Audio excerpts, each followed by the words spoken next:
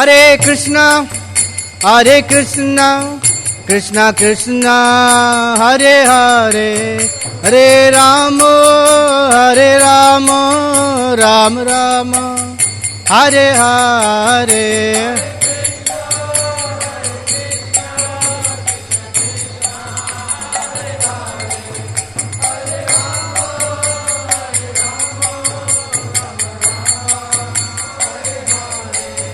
Jai Kishore Kishori, Jai Kishore Kishori, Kishore Kishori, Jai Kishore Kishori.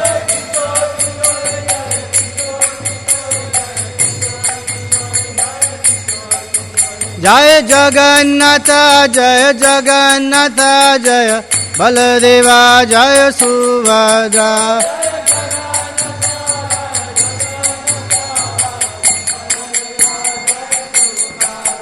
Jaya Gauranitai, Jaya Gauranitai, Jaya Gauranitai, Jaya Gauranitai.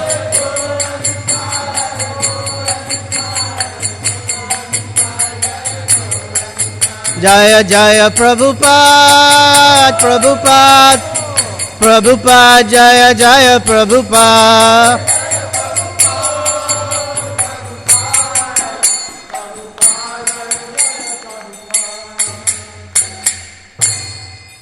Jai Om Vishnupad Paramahamsa Parivrajakacharya Ashtottara Shri Srimad His Divine Grace Sri Bhaktivedanta Swami Srila Prabhupada Ki Jai.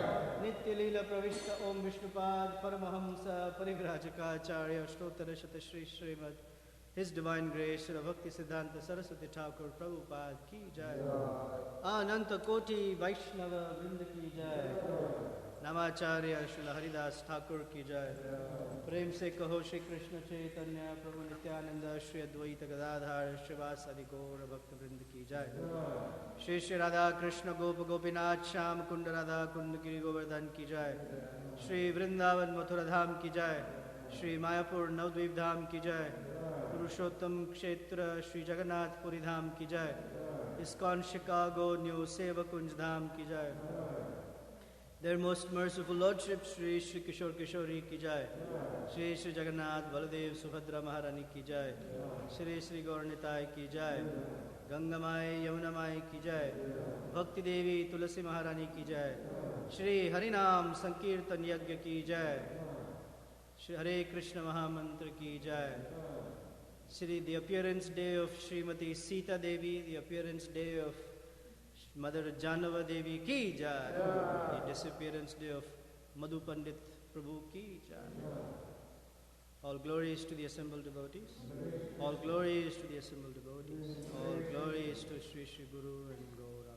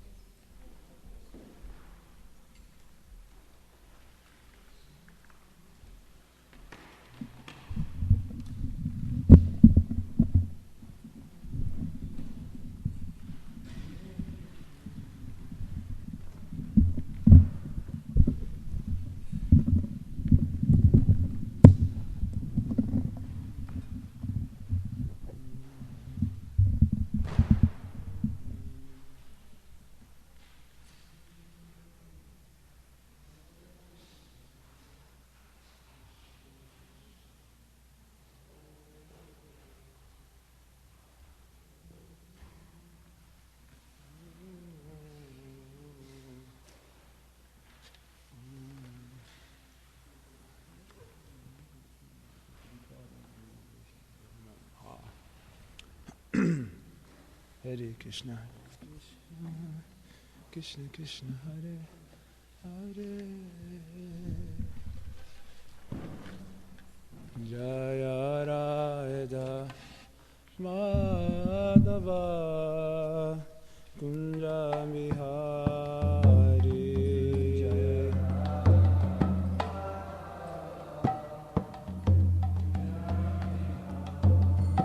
Jaya Gopinjana Vallabha Giribharadhari.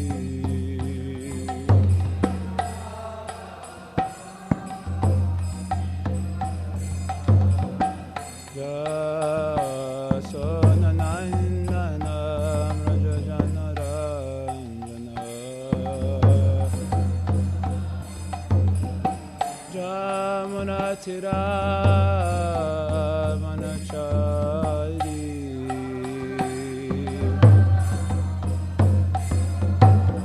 Jaya Rana Madhava Kunja Vihari.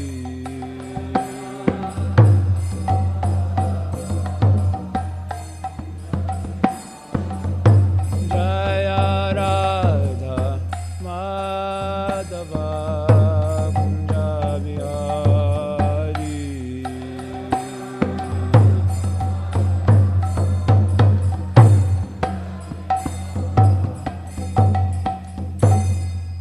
Jai Om Vishnupada Paramahamsa Parivrajakacarya Shutra Shutra Shri Srimad Bhaktivedanta Swami Prabhupada Ki Raja Grantha Srimad Bhagavatam Ki Samveta Bhakta Vrinda Ki Nithai Gho Primanandi All glories to the Samanavatis, all glories to the Samanavatis, all glories to Shri Shri Guru and Gauranga.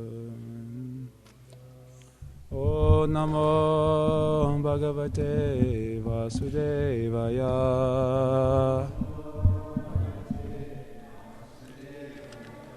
O Namo Bhagavate Vasudevaya.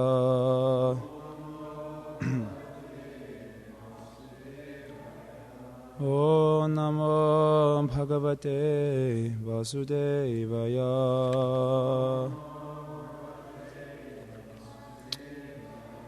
Maya nirupitastubhyam patir atma samadhina nabhinandati lokoyam tvam abhadram asammatam. Maya nirupitastubhyam patir atma samadhina Nabhinandati lokoyam tvam abhadram asammatam. Sammatam.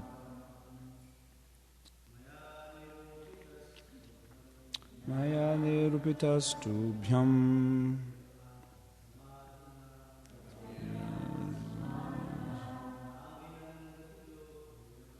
Nabhinandati lokoyam Tamma bhadram asammatam.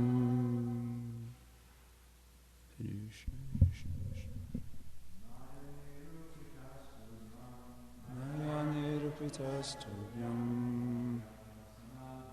Jiradma samadhina Nabhinandati lokoyam Tamma bhadram asammatam. Maya nirupitastubhyam Vajratma samadhina Nabhinandati lokoyam Tamma bhadram asammatam. Mothers.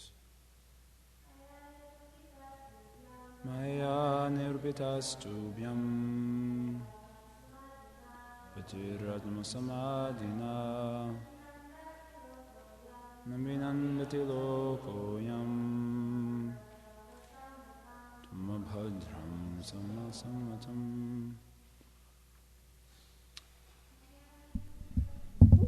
Maya nirupitastubhyam Patiratma samadhina Navinandati lokoyam Tambadram sasammatam Maya, by me, nirupita, settled, tubhyam, for you, pati, husband, atma, of the mind, samadhina, by meditation, na, never, abhinandati, welcome, lokaha, the people, ayam, these, tvam, you, abhadram, inauspicious, asammatam, unacceptable. Translation and purport by Srila Prabhupada Ki. The king of the Yavanas replied, after much consideration, I have arrived at a husband for you. Actually, as far as everyone is concerned, you are inauspicious and mischievous. Since no one likes you, that's heavy. Since no one likes you, how can anyone accept you as his wife? Purport. After much consideration, the king of the Yavanas decided to make the best use of a bad bargain. Kalakanya was a bad bargain, and no one liked her, but everything can be used for the service of the Lord. Thus the king of the Yavanas tried to utilize her for some purpose. The purpose has already been explained. That is, Kalakanya as Jara, the invalidity of old age, can be used to arouse a sense of fear in people so that they will prepare for the next life by engaging in Krishna consciousness. Srila Prabhupada Ki Jai. Om Agyantamirandasya Gyananjana Shalakaya Chakshuramilitam Yena Tasmai Shri Guruve Namaha Shri Chaitanya Manobishtam Stapitam Yena Bhutale Swayam Rupakadamayam Dadati Swapadantikam Vancha Kapaturubhyascha Kripa Sindhuvere Vacha Patita Nam Bhavanebhyo Vaishnavebhyo Namo Namaha Jaya Shri Krishna Chaitanya Prabhu Nityananda Shri Advaita Gadadhar Shri Vasari Gaura Bhaktivinoda Hare Krishna Krishna Krishna Hare Hare Hare Rama Rama Rama Hare Hare. So Kalakanya means old age has just approached. Fear and requesting fear to accept her as a wife. Fear is called as the Yavana Ishwaram. He's the king of the Yavanas. So we're hearing his reply that no one likes you and no one will be happy to accept you as a wife for reasons which we've already discussed in previous classes. So Krishna is told in the Bhagavad Gita that of the 20 items of knowledge, one such item of knowledge is Janma Mrityu Jara Vyadi Dukkha Doshanu Darshanam. Krishna is told that the perception of the evil, that's how Prabhupada has translated it, the perception of the evil of birth, death, disease, and old age is a very important item of knowledge. And the reason for that being a very important item of knowledge, because it engenders in the thoughtful soul a spiritual impetus. The thoughtful soul. For those thoughtful souls who have such a perception, it will give rise to a spiritual impetus. And the reason it gives rise to a spiritual impetus, because they'll be able to perceive how, they'll be able to perceive how their sense enjoyment is being crushed by time. And therefore they will come to wonder, what is the use of such a program? Their oppressors will be destroyed. Therefore they'll be able to get the perception. Prahlad Maharaj is told in the Bhagavatam, he's speaking to his father. This is right before Nishingadev appears. And he tells his father that you may have conquered the whole universe, But so long as you have failed to conquer these 6 enemies within, then you cannot be said to be a conqueror. So what are those 6 enemies? Yeah, that's the one I also guessed. Actually, Prabhupada says mind and senses. Of course, then he says at the end of the purport, lust, greed. But so the mind is the senses which includes the mind. These are the enemies within.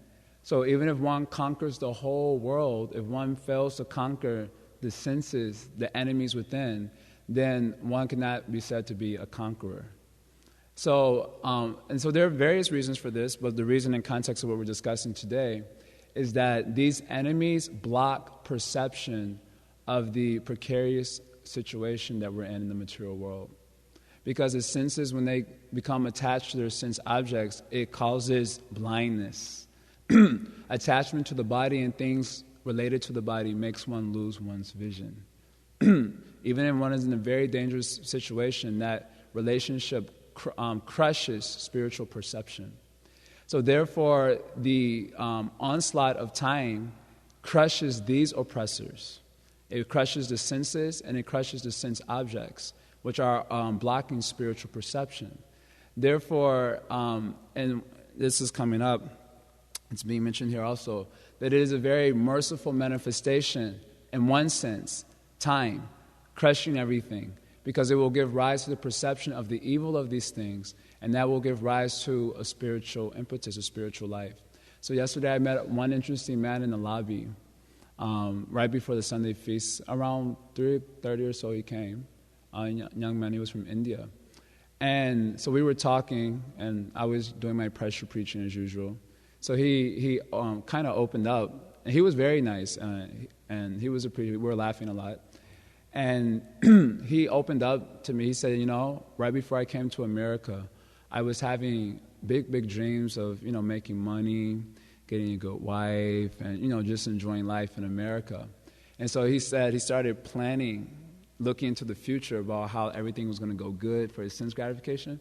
So he was just telling various things. And he said, then I arrived at the point of death in my meditation. And he said, I became overwhelmed by fear, which was very interesting. I had never heard anyone say that before.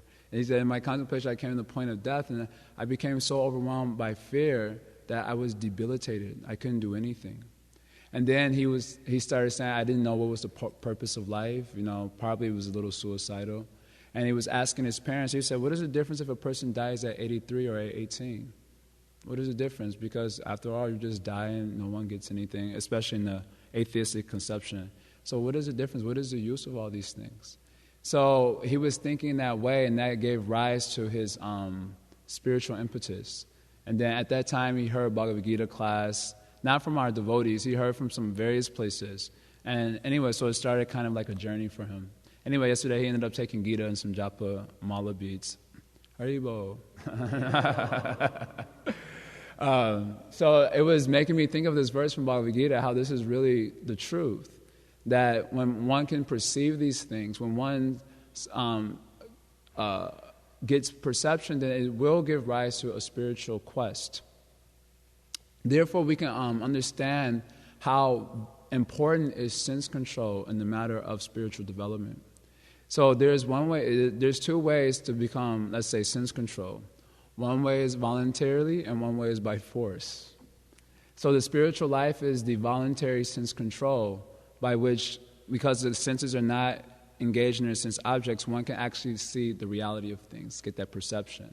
And the other way is to just try to enjoy life and then be crushed by time, where your senses cannot have any power to enjoy, or even if they did, the sense objects you want to enjoy, they're also becoming destroyed, and then you get the perception. But by that time, it might be too late, and then one loses out in his life. So this sense gratification is the deadliest threat to spiritual vision. Sense gratification is the biggest threat to spiritual development. Therefore, Srila Prabhupada has told in so many places that the first stage in spiritual development is to control the senses, as being expressed in Nectar of Instruction 1, beginning with speech. Otherwise, there is no question of spiritual advancement. if one does not learn to control the senses, there is no question of advancing oneself spiritually. And if one learns to control his senses and thus develop spiritual vision, then as Mother Pingala, the prostitute, teaches, then we become qualified to protect ourselves. There's some very beautiful verses that I was trying to learn for a few days. One of the verses mentions Pingala, Mother Pingala Mataji, samsara kupe patitam vishayara mukshita ikshanam grastam kalina hatmano ko nyashtrashtumadishvaraha. So she says, she's praying to the Lord. She's finally developing some spiritual impetus. So she says, samsara kupe patitam. So she says, I have fallen into this dark well of samsara, the dark well of material existence. And why have I fallen into the dark well of material existence? She says, Vishaya Mukshita Ikshanam. Because Ikshanam means to see, actually. I have fallen into the dark world of material existence because my vision has been stolen away by Vishaya, by the senses. My senses have stolen my spiritual vision. So this is why I'm making on the point of sense gratification. Because she points out the reason I failed in this situation is because my spiritual vision has been stolen by the senses. Grastam kalahinatmano. And she describes the situation of the dark well. It is being seized by the serpent of time. Ko nashtrashtumadishura. Therefore, who but the Supreme Lord can save us from such a situation? So I found this verse to be very beautiful. And the next one, which I also discuss. So Ikshritam, the perception, she explains, has been stolen because of the sense gratification. This is why, ultimately, why everything in the modern civilization is abominable. Because it destroys spiritual perception. That's why we can't appreciate anything. Nothing is really appreciable. Many times, because we have this Yukta Vairagya principle in Krishna consciousness, we find that everything is very nice, everything is appreciable. But we have to understand something about this Yukta Vairagya principle. It is not an ordinary or easy principle to apply for devotees who are having insufficient realization. The first, let's say, element of the Yukta Vairagya principle is a non-saktasha vishayan, that I'm not attached to the sense objects. So that pretty much cancels out anyone who's a neophyte devotee. In other words, you can't just go to Best Buy and say Yukta Vairagya Uchate, and then, every item you put it in the cart, I flat or whatever, the I flat is coming up. Yukta Vairagya Uchate, and plasma television, Yukta Vairagya Uchate, and new sound, how would you say it? Surround sound, Yukta Vairagya Uchate. We're going to be watching Prabhupada Memories. Yukta Vairagya Uchate. Like that. First item is Anansaktasha Vishan. There should be no attachment to the sense objects. Yatarham Upayunjata Nirbandha Krishna Sambandhe. And not only is there not any attachment, there's a reason why there isn't any attachment to the sense objects. What is that reason? Nirbandha Krishna Sambandhe. Because one is having perception that the whole entire cosmos is Krishna's paraphernalia. That's not that he just knows that, but they see that. There's a difference between knowing and seeing. I just recently came upon in one purport in the 11th canto describing the highest devotee, the Mahabhagavata devotee. So it was being made in terms of his spiritual vision. It was being commented on by Vishwanath Chakravarti Thakur. It's not that this Mahabhagavata knows this, he sees this. There's a difference. So we may be knowing the principle of Yukta Vairagya, but do we see like that? Are we seeing that the whole cosmos is Krishna's paraphernalia? I always make this point, just like when we go into the pujari room, we know this is Krishna's paraphernalia, this is Krishna's plate. So no one's going to go, I can't find a plate downstairs, let me go upstairs. I know there's some plates in there. You're not going to do that, And, go in there and say, this is a pretty big plate, this will work, and then go downstairs and take your prasadam. Why? Because we know this is Krishna's paraphernalia, not meant for my enjoyment. So when a person can perceive that this is Krishna's paraphernalia, then naturally a non-saktasha vishayam will be there. There won't be any attachment to it for one's own enjoyment. And rather he will use that plate in relationship to Krishna, as we're doing with our utensils in the pujari room, for example. So then if one has a spiritual perception and therefore is detached from the sense objects, then Yukta Vairagyam Uchate. So then Srila Prabhupada notes, discussing this verse in the Nectar Devotion, that for neophyte devotees, without the guidance of the spiritual master, there is no question of Yukta Vairagya Uchate. It's called Atyahara. Yukta Vairagya Uchate, accumulation. It's called Atyahara. It's a totally different principle. So Yukta Vairagya Uchate means everything can be used in relationship to Krishna, not that everything can be used. See the subtle difference? We're thinking Yukta Vairagya Uchate means everything can be used. Is everything can be used in relationship to Krishna. So, therefore, as we're explaining, that this modern civilization is very deadly, and therefore nothing is really appreciable. So, on the principle of Yukta Vairagya, sometimes devotees without maturity will be finding things in this material world appreciable, but their appreciation will be more on the basis of their own ability to exploit that for their own sense enjoyment, rather than really having the vision that this is in relationship to Krishna. So in the beginning of devotional service, and you can see in the Bhagavatam's preaching also, from the first canto all the way up to the ninth canto through the ninth canto, there's so much discussion about the calamity of material life, constantly. There's constant discussion about the calamity of material life. Why? Because they want to drill it into the conditioned jivas that this material world is not a place for enjoyment, it's a place of misery. Because if you try to enjoy this, then what happens is we lose our vision, and therefore we don't gain determination to proceed forward in devotional service. Many times the question comes up, how can I become more determined in devotional service? But it begins with sense control, austerity, sense control. That's how a person becomes determined to move forward, be progressive. But without that sense control, there is no question of determination. There would be determination and passion, of course, for my own sense enjoyment, or determination and ignorance. So therefore, the modern civilization is a very deadly one because they create a lot of fancy gadgets and sense objects which arouse the senses. Prabhupada uses this language in the 6th chapter of Gita. It arouses the senses. It means a person can be like totally peaceful, but then a particular sense object comes and then it arouses the senses. Just like, suppose you're trying to meditate at a college campus, for example. Sometimes I chant japa. I go to Northwestern, I chant japa. I sit on one particular rock. I make sure the rock is not too high so that I don't find fault with me. Puffed up spiritual guy, And so I sit on a rock that's low enough, but not like right on not too high, not too low like a yogi. And I sit and chant japa sometimes, I just sit and chant japa, as advertisement for the club, because many times students will walk over and say, "What are you doing?" So I will sit there and chant japa, and sometimes I have the eyes closed, So you're peaceful, you're smelling the fragrance of the earth, etc. And then all of a sudden you smell this very captivating smell. What is that smell? It's very interesting, very captivating smell. And you open your eyes and it's like a half-dressed lady, And I always remember this expression of Prabhupada's in the 6th chapter of Gita, that they're creating things which arouse the senses. So I'm sitting there trying to chant, and then, you smell something, your senses get aroused for enjoyment. Or you just ate, and you're completely satisfied with eating, and then you walk through a place like what they call like a restaurant, not a restaurant depot, a restaurant, how do you say, cafeteria. Yeah, cafeteria, and all those smells would be making you think, maybe I can eat a little bit more, Even though you fully ate, you're fully satisfied, but just the smells arouses the senses for more and more enjoyment. Similarly, the internet enter the net. There's a very, very clever, they named it good, World Wide Web.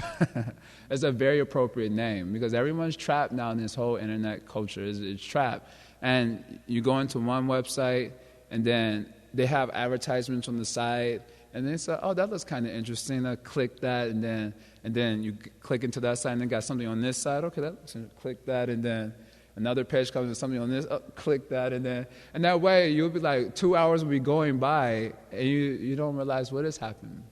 So this is the danger of the modern culture, is that they're creating all these objects which arouse the spiritual senses. Of course, combine that with modern education, where they basically teach that sense enjoyment is the goal of life. There is no purpose of life. There's nothing after death. Like Charvak Muni, somehow other, beg, borrow, steal, but eat ghee. The idea is enjoy life good. Don't worry about death. There's nothing after this. There's no God. There's no karma like that.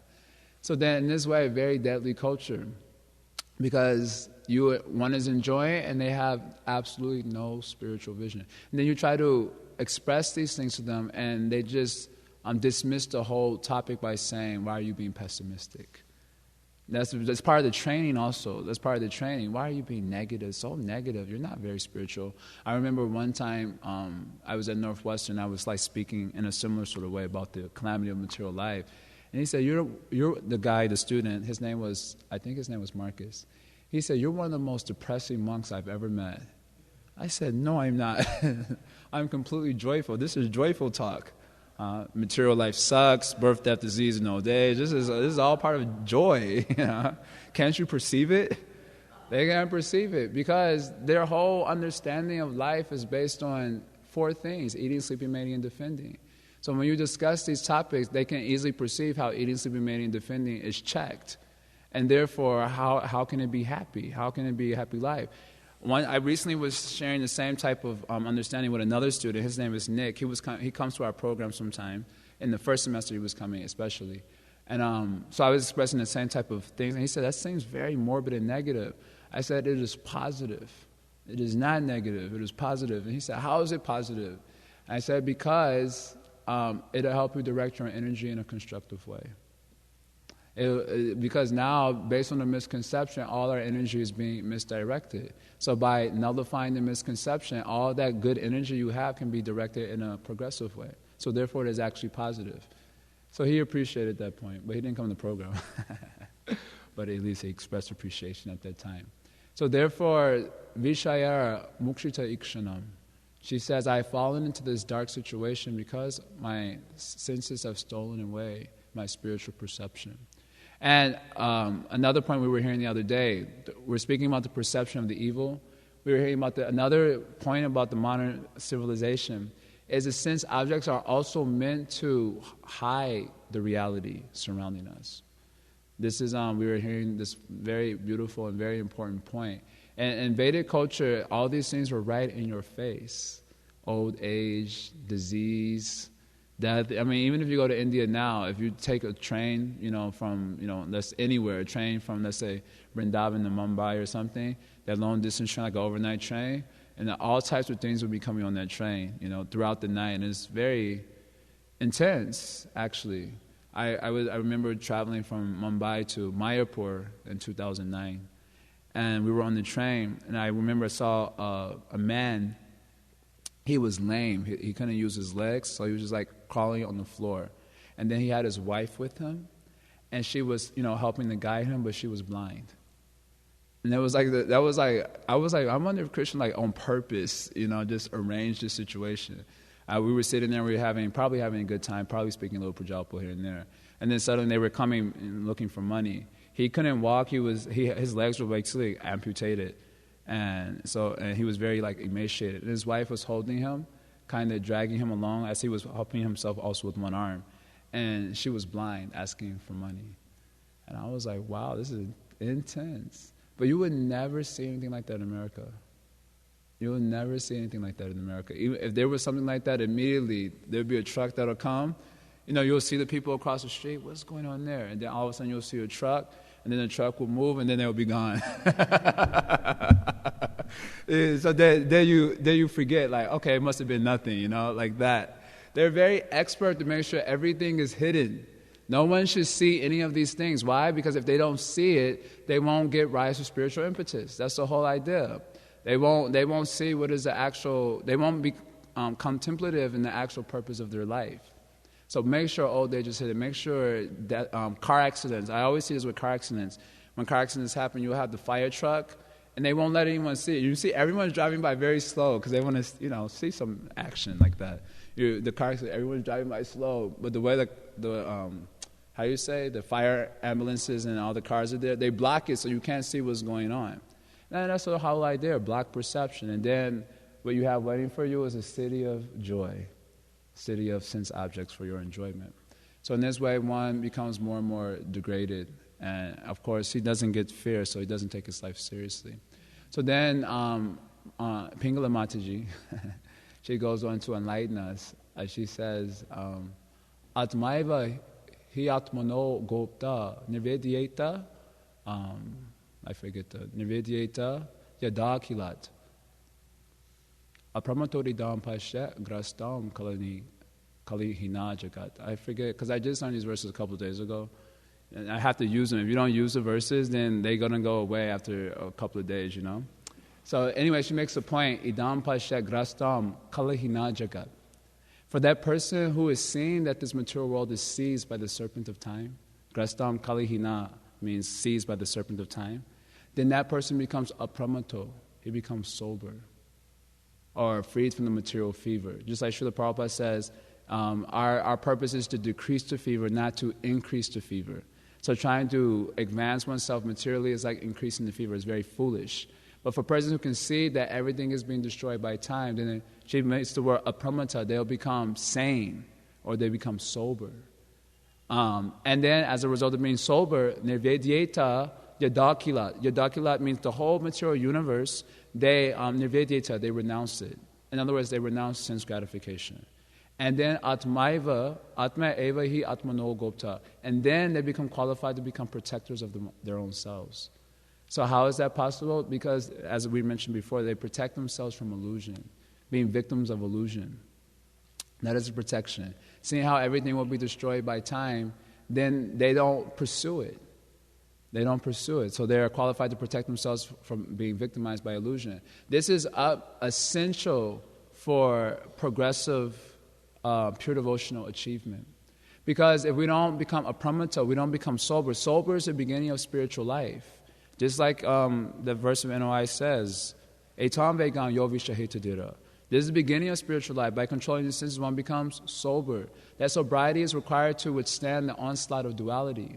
Otherwise, all our energy gets taken up by duality. Today I feel good. So then we'll walk into the temple room, we're all like, Namo Vishnupadaya Krishna boom, samsara. We'd be like fired up. And then the next day we get up a little bit late, and then we're like, and we'd be like totally uninterested. And then the next day there would be some good prasadam, and we'll be like fired up. Yeah, this Krishna conscious movement, back home, back to God. The next day we'll be like a lot of bitter melon will be there or something. And the whole energy is just taken away by duality. So much of our energy is stolen by duality. Or someone smiled at you. Oh, that's a good devotee. And a very good devotee. And then you would go. And then the next day they look at you like apparently a very harsh look. It had nothing to do with you. You see, you have to understand something about conditioned souls. We're always absorbed in ourselves. We're only imagining other people are absorbed in us. We're actually absorbed in ourselves most of the time. And we're thinking, oh, why did they look at me like that? See, I thought they were a good devotee, but now there's some doubts about it, There's no doubt about that. And this is going on. Actually, this is going on with our consciousness, constantly being pulled by duality.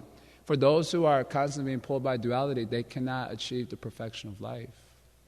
Therefore, there's a necessity to become sober. Krishna uses this. He uses a different language in Gita. I don't remember the Sanskrit. Nirmana moha jita sangha dosha, adhyatma nitya, vinivriti kama, dvandvaya nirmokta, sukha dukkha samgaya. Dvandvaya nirmoha sukha dukkha samgaya. That is there mentioned also. Gachanti amuda. Only those who are sober in the face of duality, gachanti amuda, they are unbewildered. And such unbewildered, padam avyayamtat, they can attain to the spiritual world. So if we don't become sober, then the onslaught of duality keeps our consciousness fettered in the material existence. And therefore it is not possible to actually attain transcendence. So it is. So therefore Mother Pingala is advising us that we must develop such a perception. Because by such perception we will become sober and thus renounce the attempt to enjoy illusion. And thereby be qualified to protect ourselves. In other words, we can focus on the actual purpose of our life. Because we are protecting ourselves from pursuing illusion, that means so much time opens up for the actual pursuit of the real goal of life. Just like we were hearing this point also the other day. Many times there's this sense that we don't have enough time. But a lot of times the time is taken up with being absorbed in duality. And therefore, we don't have time for doing the actual progressive work we need to be doing for pure devotional achievement. Just like sometimes, even if we're not pursuing things actively with the body, the mind is always spaced out. Always spaced out. They call it. I call it the spaced out Shakti of Maya. She has three Shaktis: the covering potency, the throwing potency, and the spaced out potency. And the reason I joked about this when I was in Naperville with the man one time, I was joking. I'm like, y'all are affected by the spaced out Shakti.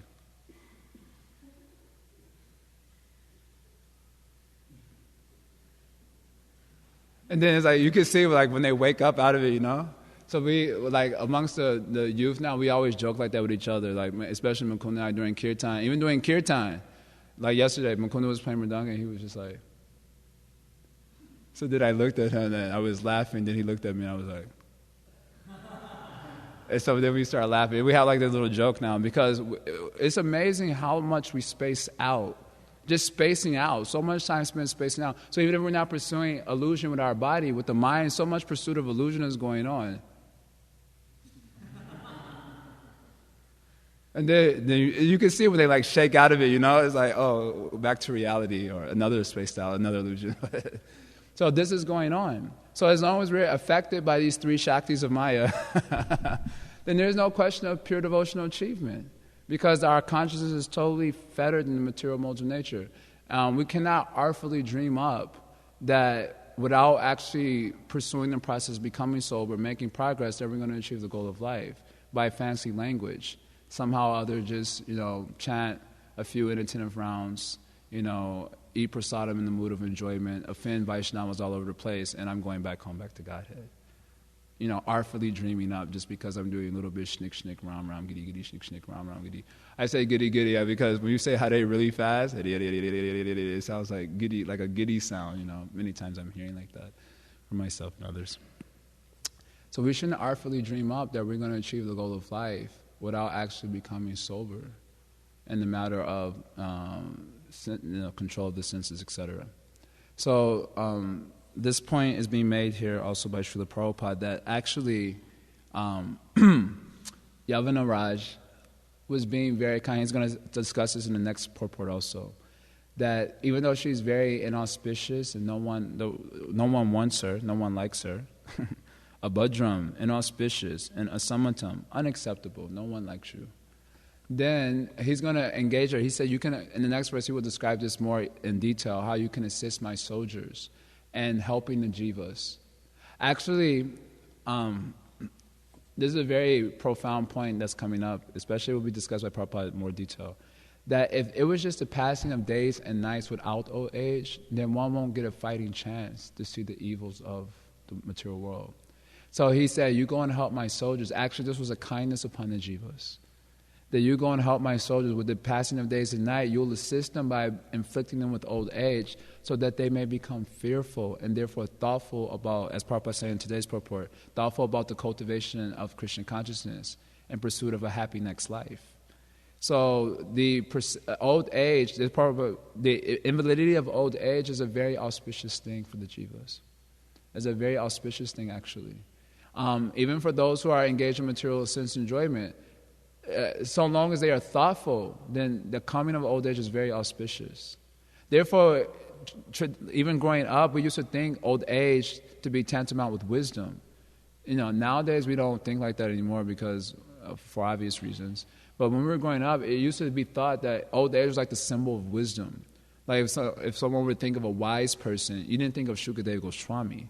You thought of someone with old, who was like a beard and, they live life, they understand things. That used to be the emblem of wisdom.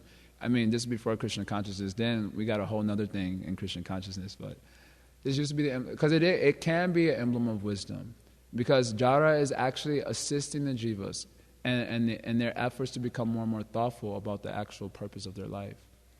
So in this way, either way, the message that I'm sharing is that the necessity to control the senses to become sober so that we can give up duality and then have time for the actual focus that should be there in the matter of progressing in pure devotional service.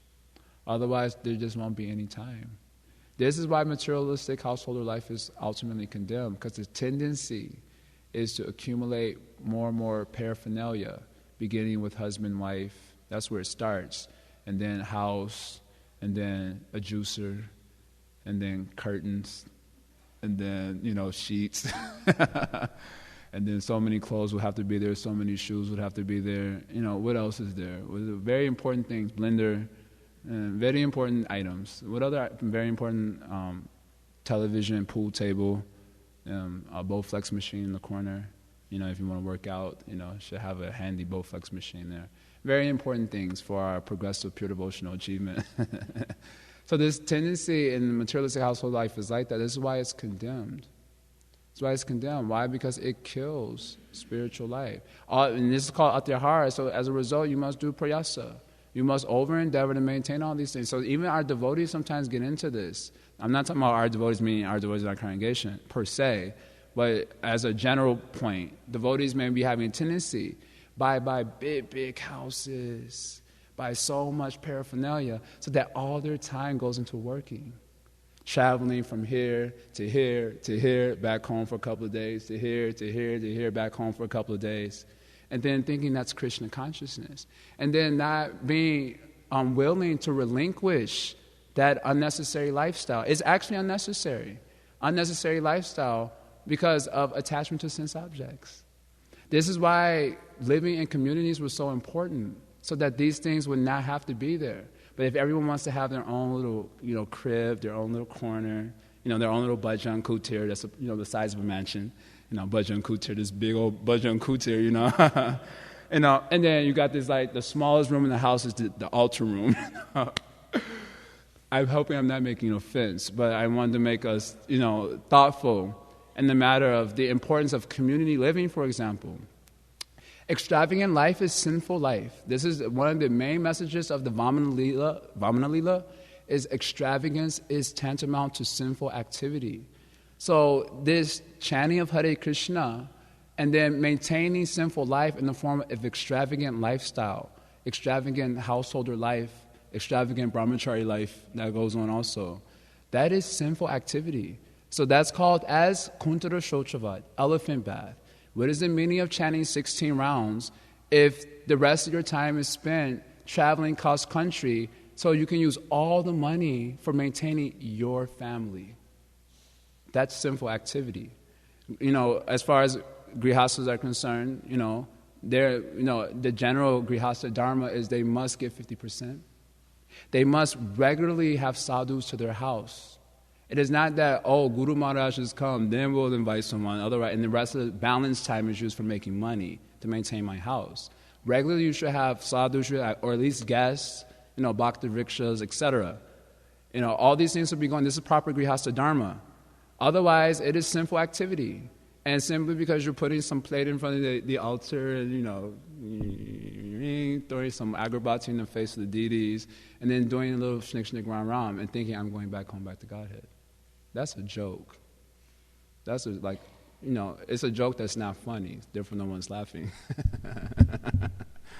It's not funny because it isn't funny.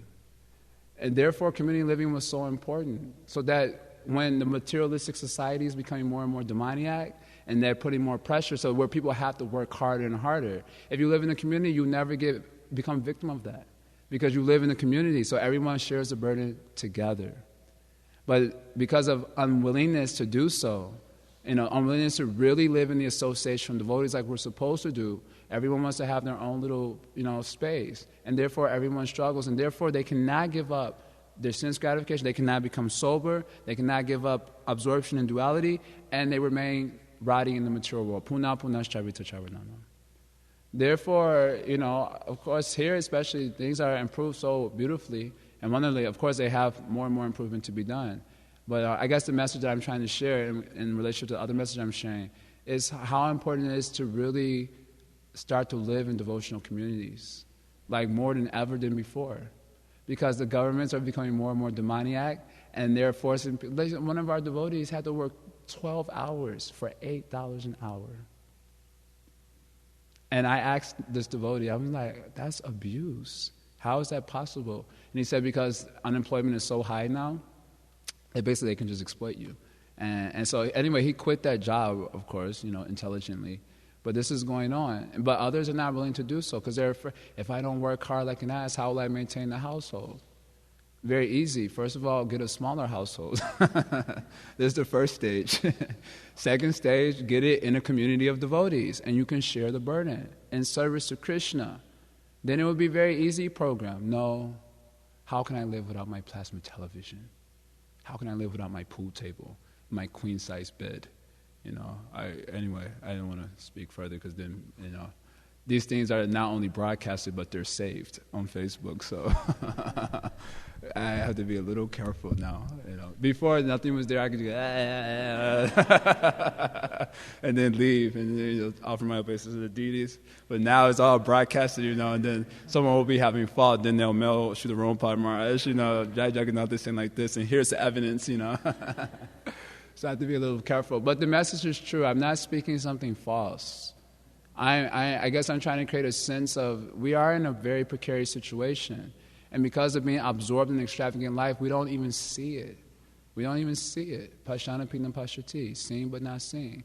And then we'll give classes about it and everything, but then I'm willing to relinquish the thing which is blocking the actual progress of our life. I guess Maharaj was speaking over the weekend about carrying bhakti within, amongst many topics he was speaking. So Velo Prabhu asked me yesterday, what does that mean for you? So I was trying to think of like the most heavy thing I could say, but I couldn't think of anything very heavy. But I said, well, I feel that it first begins with relinquishing attachments in service to Guru. Not that I'm feeling, because he was speaking from the perspective of gratitude. And I said, well, real gratitude can be seen to the degree we're willing to sacrifice for service of Guru. It cannot be said to be gratitude and there's no sacrifice. So we can hardly be thinking that we're carrying bhakti within, to the workplace or to the school place, because I heard Maharaj was focusing in that area because that was relevant for everyone there. We can hardly think we're carrying bhakti if we're unwilling to do the yajna, the sacrifice for the service of Guru. So anyway, I think my point is clear enough, and I hope I didn't make any offenses. I was just trying to speak a little provocative to inspire thoughtfulness in this area. And for anyone who might see it in the future or who are seeing it now, to give encouragement for the necessity of spiritual community more than ever than before, for the protection of the lives of the devotees and also for the protection of the progressive pure devotional achievement. So I'm going to end there. Did anyone want to add anything to the discussion? Okay, so Dharth Prabhu.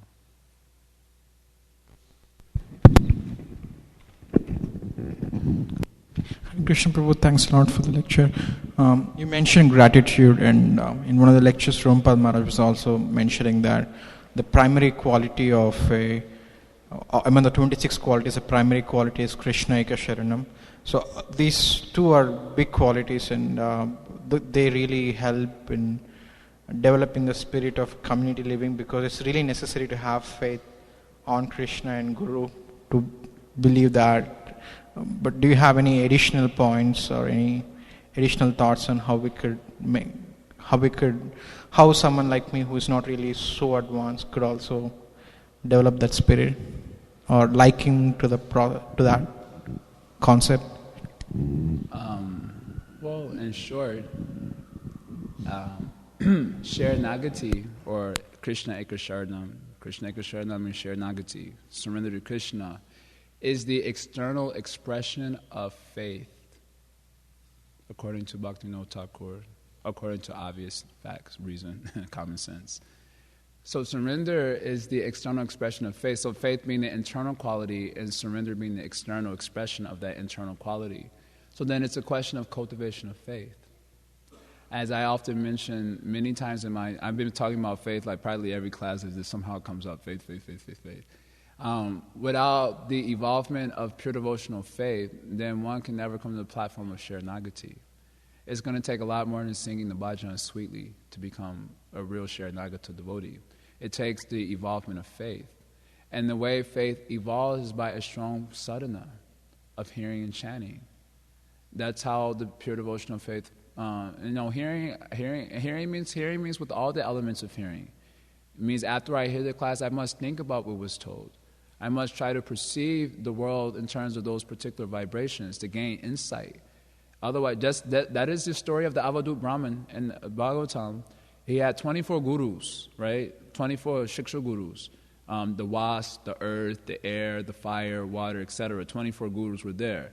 But what is being mentioned in that pastime at the end of that section in the Uddhava Gita is that it wasn't like he was just going out and seeing those things as his gurus, like he just saw it like that. What was explained at the end of that section, according to the commentary given by our devotees, quoting Jiva Goswami, he was seeing those gurus as reinforcing the vibrations he had originally heard from his guru.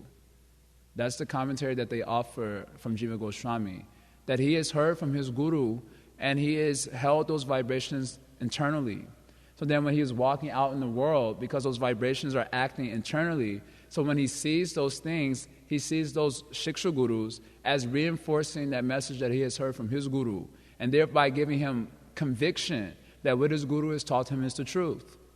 Because in the class itself, we only have our mind, basically, to try to conjure up the sense of what the guru is speaking about, especially when they're criticizing material existence or trying to help us see the calamity of material existence.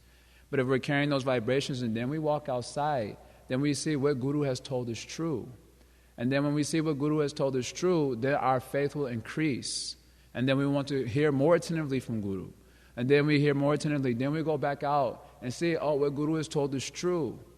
And then we got more faith. And that way the faith evolves. And with the evolvement of faith, then I'm ready to make more sacrifices. I'm ready to surrender more. I become more grateful.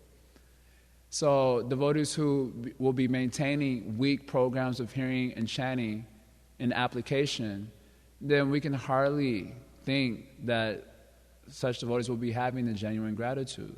Only when Guru comes, everyone will be very well behaved, looking very clean and tea-locked up. And, everyone will be right on time for Mangalarti, ordinarily not coming, but when Guru is there, show up. That used to irritate me like anything before when I lived in the temple. And when no one would come for Mangalarti most of the time. When I was here, this would be after Gokulananda left and so on, when a lot of things were bad here. No one would come for Mangalarti. And when Ramabhad Maharaj would show up, everyone would be there, Mangalarti, looking good, So I'm sorry, I would be so annoyed, Like Maharaj didn't know, Like obviously no, because I was telling. I was telling everything. When Maharaj would come in the room, I would give him an update of everything that was going on, In the temple and whatever preaching or whatever, I would give him an update of everything. So it's not like he didn't know, but everyone would be showing. That is very dishonest thing.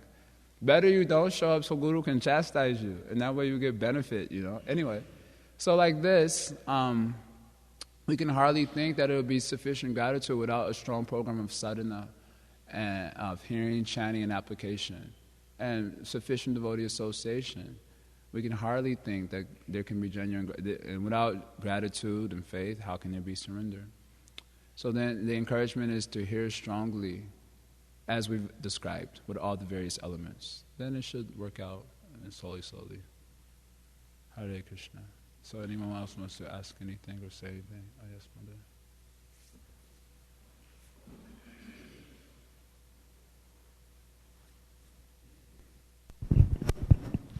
Mother. Question and a comment.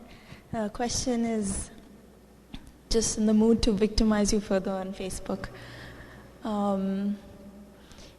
Many times we hear devotees, like you were mentioning in the class, they find certain extravagancies of life as necessities for them to go about with things.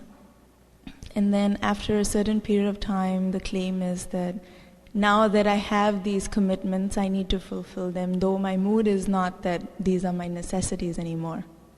What would you say in those circumstances?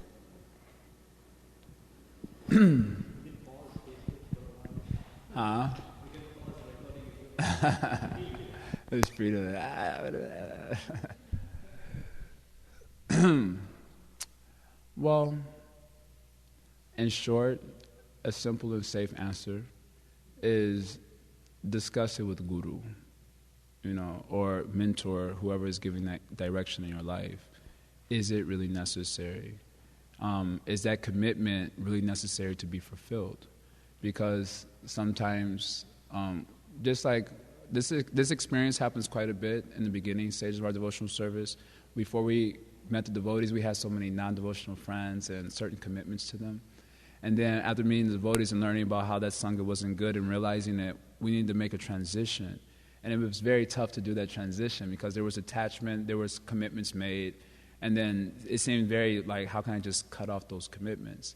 So therefore, it took a lot of guidance and then assistance from devotees to help us see that the futility in such commitments, and it's time to be progressive. And then sometimes it happens that when you join an association of devotees, you come to realize that a certain association is not really progressive.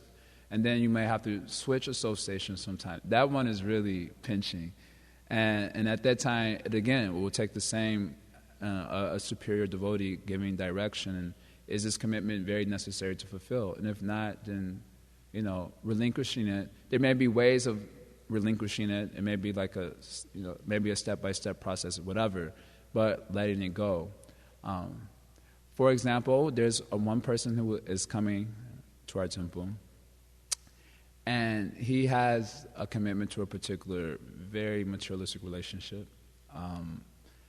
married, and anyway, I cannot express all the details on camera. That is not possible. Anyway, the relationship is obviously unhealthy for the Krishna conscious evolvement. He said, but I have a commitment to this person, I feel I should fulfill it. I didn't have the relationship with him to say, that's useless, that's going to keep you in the material world. I would mention the Maharaj Anga, that's a Bhagavatam example. Maharaj Anga had Vena as a son, and his wife was also, it doesn't describe much about his wife, is that she was kind of unfavorable because she was a daughter of death. So then he saw that that he was not able to do his duty as a husband in the matter of helping them to progress spiritually, and he was also will be brought down. So he made a decision that he had to leave that circumstance because it was not going to help them, nor will it help him in terms of actual progress. So anyway, the message isn't like, drop everything if that's the case. The message is a simple one. You can inquire from a higher devotee, superior devotee, who has a relationship with you and can give one progressive steps in relinquishing, or at least understanding, is that necessary or not? And then if not necessary, letting it go. But, to be real, to perfectly honest, one thing I hear a lot with devotees is this whole thing about balancing. We need to live a very balanced life in order to move forward to Krishna. And it's a very annoying thing because I often ask them, well, where's the balance? Like with the student, the kids, they also told me like this, shouldn't we live a balanced life? I said, I totally agree with you, balanced life. How many hours are you spending in school? They were like, well, I said, including homework, including projects and all those things, about how many hours you're spending in school. They said about 11 hours. Okay, 11 hours, 5 days a week, minimum. So that's how many hours? 55 hours. And plus, you need time for your PlayStation, and all these things. So that's another 2-3 hours there. So 3 times, that's on the weekends only. So you got 3 times 3 is 9. So 55 and 9 is what? So 64 hours. And then 2 hours Sunday feast program. And you call it a balanced, equation, a balanced life. So it requires a lot of thoughtfulness. To be real, a lot of devotees probably know that their commitments are also very much unnecessary. But if they're attachment blocks the vision of things. So then one amazing thing about knowledge is that when we have to advise someone else, our knowledge is very good. We have very good, but that same knowledge cannot help us. When we're in the same position, that same knowledge will not help us. When we have to advise someone, it'll just be flowing like nectar. And then you even want to meditate on what you spoke. Oh, that's a very nice thing I spoke. But then when you're in the same situation, that same knowledge cannot help because the attachment does not allow that knowledge to operate. So therefore, the necessity of going to a superior person who can see outside our situation and then give direction. That's a very simple and safe answer. But if someone were to ask me in private, I would probably tell them, but on camera, we have to. That's true also. What I'm saying is true. But I generally, our attachment, we're hardly attached to Krishna. We hardly see that as, what about that commitment? We abandoned Krishna since time immemorial. He's been waiting for us since forever, and we hardly factor that into the equation. So anyway, that's the real perspective. But if we're attached, then there's something to do. Anyway, so I would say like that on camera. And in person, I would add a few extra things. And you wanted to make a comment? Or? Do we have time? Yeah. You spoke quite a bit about living in communities and the positive part of that. Yeah. At the same time... Yeah. No, sure, definitely. I wanted to express that living in a community can also make one more lazy, slacken more, and a lot of other things. So while there is the positive side of it, there is also this side. So it's not the solution, in, I guess I should say, my opinion. It can be used appropriately, but the attachment to the person who is going to help you get out of misery or whatever you want to call it, that's what's going to move you, whether you're in a community or you're not in a community. Giving up things or serving with a level of mood of sacrifice or whatever, it's eventually the attachment. So I just wanted to say, yes, that is there, but maybe I've had too much experience of a community, and it can fester into so much laziness and exploitation and things like that. Yeah, in response to that, obviously the only thing that's going to help any jiva is pure devotional service, pure devotional mood in service of Guru and Krishna. That is the only solution. But just like it is advised in the Nectar of Devotion, what is the use of Varnashram Dharma? What is its application?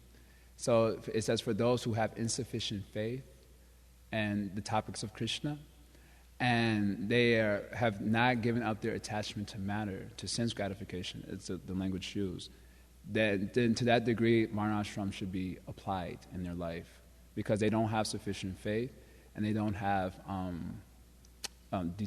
sufficient detachment from sense gratification. So in that sense, the community point is an assistant.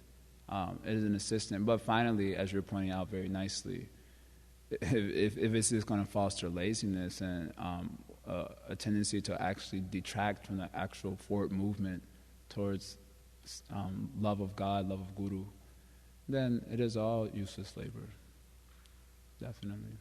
Thank you for adding that point. Okay. Anyone else wants to comment on anything? Sure. I mean, we can go in for a night of Brahma.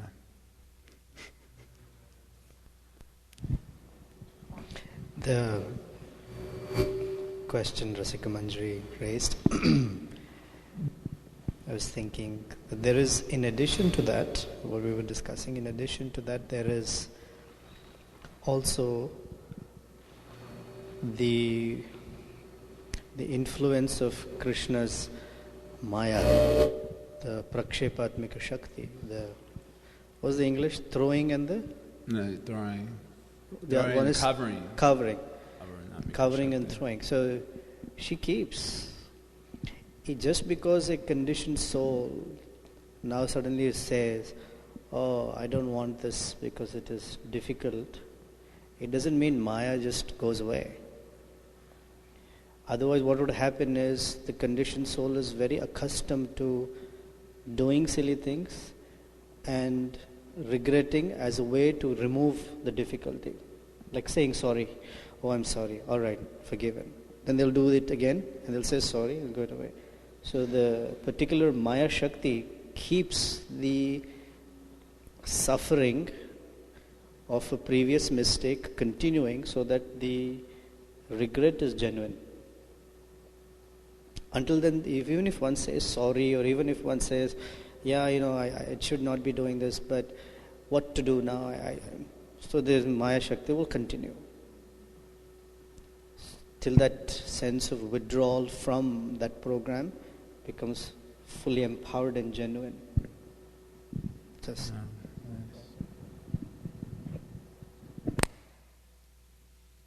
okay. Any other thing? Oh.